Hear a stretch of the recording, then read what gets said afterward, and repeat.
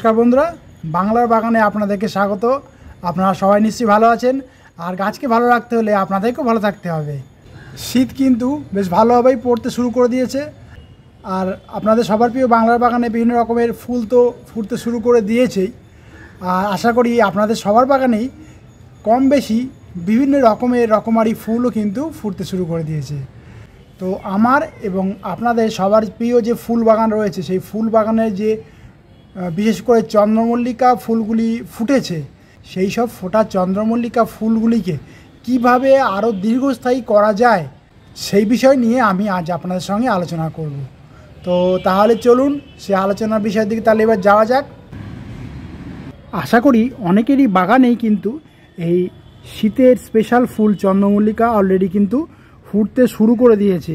আবার কারো কারো বাগান হয়তো কুঁড়ি মুখ ফেটে সবে ফুল ফোটার জন্য রেডি হচ্ছে। তো আজকের যে ভিডিওটি আমি আপনাদের সঙ্গে শেয়ার করব, সেই ভিডিওটি কিন্তু নতুন বাগানই হোক বা পুরনো বাগানই হোক, সবার ক্ষেত্রে কিন্তু কম বেশি কাজে লাগবে।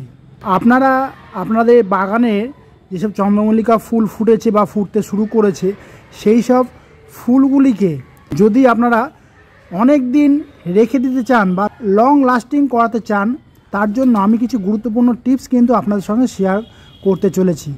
আপনারা সেই টিপসগুলি কিন্তু অবশ্যই মেনে চলবেন, তাহলে দেখবেন আপনাদের বাগানে যেসব চন্দ্রমল্লিকা ফুলগুলি ফুটেছে বা ফুটছে, সেই সব ফুলগুলি কিন্তু লংজিভিটি আরও কিন্তু দীর্ঘস্থায়ী হবে।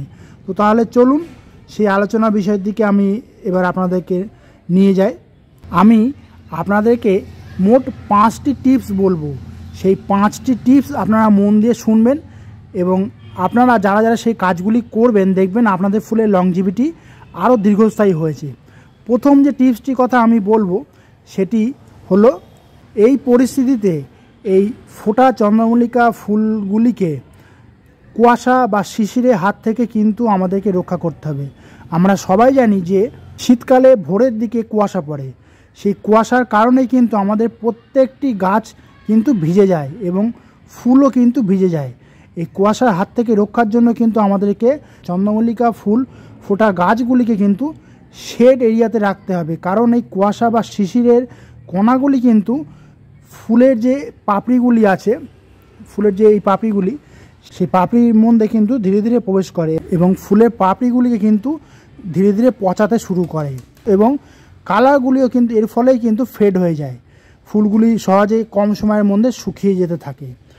সেজন্য আপনাদেরকে আমি বলছি, এই যে চন্দ্রমল্লিকা যে ফুলগুলি আপনাদের বাগানে ফুটেছে বা মুখ ফাটতে শুরু করেছে, সেই সমস্ত চন্দ্রমল্লিকা গাছগুলিকে আপনারা শেড এরিয়াতে রাখুন, তাহলে দেখবেন আপনাদের এই চন্দ্রমল্লিকা ফুলগুলি কিন্তু লং লাস্টিং করবে। দ্বিতীয় যে টিপসটির কথা আমি আপনাদেরকে বলবো, সেই টিপসটি হলো জল। গাছের মাটিতে কিন্তু সবসময় কিন্তু ময়েশ্চারাইজার ভাব বা ভিজে ভাবটা বজায় রাখতে হবে। সেই কারণে কিন্তু প্রত্যেক দিন নিয়ম করে আমাদের জল দিতে হবে বুঝে শুনে, কারণ টবের মাটি যদি শুকিয়ে যায় তাহলে কিন্তু ফুলগুলি দেখবেন নুয়ে পড়ে যাবে।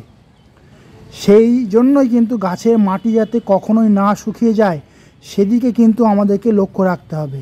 আবার বেশি জল দিলেও কিন্তু হবে না, তাহলেও কিন্তু গাছের গোড়া পচে যেতে পারে, তার সঙ্গে এই ফোটা ফুলগুলোও কিন্তু ক্ষতি হয়ে যাবে। সেজন্য জলটা আপনারা বুঝে সুঝে আপনাদের চন্দ্রমল্লিকা গাছে টবে হোক বা মাটিতে হোক আপনারা দেবেন। 3 নম্বর যে টিপসটির কথা আমি আপনাদেরকে বলবো, তা হলো সূর্যালোক। যেহেতু আপনাদের চন্দ্রমল্লিকা গাছের ফুলগুলি কিন্তু ফুটে গেছে বা এরকম কুড়ি মুখ ফেটে সবে এরকম ফুটতে শুরু করেছে, সেহেতু বেশি রোদ বা সূর্যালোকের কিন্তু দরকার নেই। মোটামুটি এই পরিস্থিতিতে 3 থেকে 4 ঘন্টা সূর্যালোক পেলেই কিন্তু চন্দ্রমল্লিকা গাছের পক্ষে যথেষ্ট। এর ফলে কিন্তু আপনাদের চন্দ্রমল্লিকা ফুলগুলিও কিন্তু লংজিভিটি আরও বেড়ে যাবে। আর ডাইরেক্ট যদি রোদে রেখে দেন, তাহলে কিন্তু ফুলগুলি কালার কিন্তু তাড়াতাড়ি খুব শীঘ্রই কিন্তু ফেড হয়ে যাবে। আপনারা মানে লং লাস্টিং করাতে পারবেন না এই চন্দ্রমল্লিকা ফুলগুলিকে।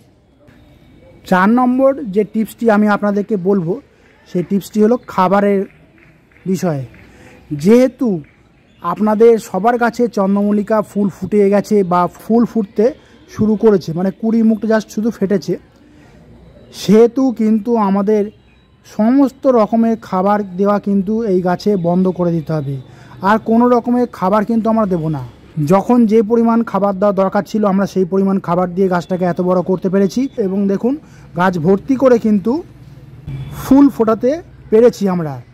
সেই জন্য বলছি আপনাদেরকে, গাছে কিন্তু এখন কোনো রকমের আর খাবার দেওয়া যাবে না। খাবার দেওয়াটা অলরেডি আমাদেরকে স্টপ করে দিতে হবে। এরপরে 5 নম্বর যে টিপসটির কথা আমি বলবো সেটি কিন্তু খুবই গুরুত্বপূর্ণ, আপনারা মন দিয়ে শুনবেন। চন্দ্রমল্লিকা ফুল ফোটার পরে বা যাদের গাছে এখনও কুঁড়ি অবস্থায় রয়েছে, সবাই আর কি জাস্ট মুখটা ফেটেছে, এই সময় যদি কোনো রোগ পোকামাকড়ের আক্রমণ হয়ে থাকে, সেক্ষেত্রে যদি কোনো প্রকারের আপনারা কীটনাশক বা ইনসেকটিসাইড প্রয়োগ করে থাকেন, সেই কীটনাশক যদি ফুলে পাপড়ির উপরে পড়ে তাহলে কিন্তু ফুলের যে অরিজিনাল যে কালার, সেই কালার কিন্তু নষ্ট হয়ে যাবে। ঠিক তেমনই ফুলের লংজিভিটিও কিন্তু কমে যাবে। তাই প্রথম থেকেই কিন্তু কুঁড়ির মুখ ফাটার আগে পর্যন্ত আপনারা কীটনাশক প্রয়োগ করে গাছকে একেবারে রোগমুক্ত করে রাখুন। আর যাদের চন্দ্রমল্লিকা গাছে সদ্য রোগ পোকামাকড় ধরেছে, আগে থেকে যদি কীটনাশক প্রয়োগ করতেন তাহলে আজকে আপনাদের এই সমস্যার সম্মুখীন হতে হতো না। তো যাই হোক, আর কি হবে, এখন যেহেতু গাছে রোগ পোকামাকড় হয়ে গেছে, সেক্ষেত্রে কী করবেন আপনারা, সেক্ষেত্রে একদম অল্প ডোজে যে কোনো কীটনাশক 1 ml 2 লিটার জলে গুলে হালকা করে স্প্রে করুন, তাহলে কিছুটা হলেও কিন্তু কাজ হবে। আপনারা আমার চ্যানেলে প্রবেশ করে দেখে নেবেন যে চন্দ্রমল্লিকা গাছে কোন রোগ পোকামাকড়ের জন্য কি কীটনাশক আপনারা ইউজ করবেন, সেই ভিডিওটিও শেয়ার করা আছে, আপনারা দেখে নেবেন, তাহলে আপনাদের বুঝতে সুবিধা হবে। ফুল যেহেতু আপনাদের চন্দ্রমল্লিকা গাছে ফুটে গেছে, বা কিছু কিছু কুঁড়িও কিন্তু দেখুন এখনও ফুটছে সবে, কারণ সেই কীটনাশক যখন আমরা স্প্রে করব, সেই কীটনাশক দেওয়া যে জলটি থাকবে, সেই জলটি যদি ফুলের এই পাপড়িগুলিতে পড়ে তাহলে কিন্তু ফুলের কালারটি ডিসকালার হয়ে যাবে এবং ফুলগুলিও কিন্তু ভিজে অবস্থায় থাকবে এবং কয়েকদিনের মধ্যেই কিন্তু কালার ফেড হয়ে শুকিয়ে যাবে, খুব দ্রুতই কিন্তু ফুলগুলি নষ্ট হয়ে যাবে। সেই জন্য বলছি আপনাদেরকে ফুল বা কুঁড়ি দিকে খেয়াল রেখেই কিন্তু আমাদেরকে কীটনাশক কিন্তু স্প্রে অলরেডি করতে হবে। আমি যে 5টি গুরুত্বপূর্ণ টিপসের কথা আপনাদেরকে বললাম, আপনারা সেই 5টি টিপস কিন্তু এই চন্দ্রমল্লিকা মানে পুনে বা দেশি ভ্যারাইটি গাছের ক্ষেত্রেও আপনারা সেই কাজগুলি করবেন।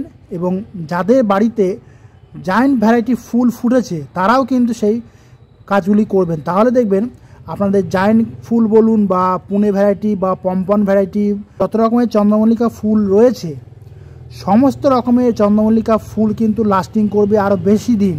আপনারা খেয়াল রেখে দেখবেন। এই গুরুত্বপূর্ণ ভিডিওটি আমি আপনাদের সঙ্গে শেয়ার করলাম, কারণ অনেক বন্ধুরা কিন্তু আমাকে জানাচ্ছেন তারা যে তাদের ফুল নাকি এখনই শুকিয়ে যাচ্ছে, তাদের ফুলের পাপড়ি এখনই ডিসকালার হয়ে যাচ্ছে। সেই জন্য এই গুরুত্বপূর্ণ ভিডিওটি আমি আপনাদের সঙ্গে শেয়ার করলাম।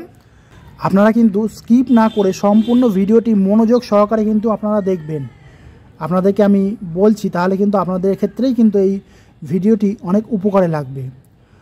তো বন্ধুরা, আমি আজ আপনাদের সঙ্গে যে 5টি গুরুত্বপূর্ণ টিপস বললাম, সেই কয়েকটি টিপস কিন্তু আপনারা মেনে চলুন, তাহলে আপনারা দেখতে পাবেন যে এই চন্দ্রমল্লিকা গাছে আরও যে সমস্ত কুঁড়ি এখনও ফোটেনি, যেমন দেখুন এই কুঁড়িগুলো এখনও ফোটেনি, সমস্ত কুঁড়িগুলো কিন্তু খুব সহজেই ফুটে যাবে এবং সমস্ত ফোটা ফুলগুলিও 20 থেকে অন্তত 25 দিন লং লাস্টিং করবে এইভাবে পরিচর্যা করলে, কারণ আমিও কিন্তু এইভাবেই পরিচর্যা করি। আর বন্ধুরা, কোনো কমেন্ট থাকলে কিন্তু বাংলার বাগানকে জানাতে ভুলবেন না, কারণ বাংলার বাগান সবসময় আপনাদের পাশে ছিল, আছে এবং থাকবে। তো আজ এই পর্যন্তই। আমার ভিডিওটি যদি আপনাদের ভালো লাগে তবে লাইক করবেন, গাছপ্রেমী বন্ধুদের মধ্যে শেয়ার করবেন এবং আমার চ্যানেলটিকে সাবস্ক্রাইব করে বেল আইকনটিকে প্রেস করে অল নোটিফিকেশানটিকে প্রেস করে রাখবেন, যাতে নিত্য নতুন ভিডিওগুলি আপনাদের কাছে খুব সহজেই পৌঁছে যেতে পারে।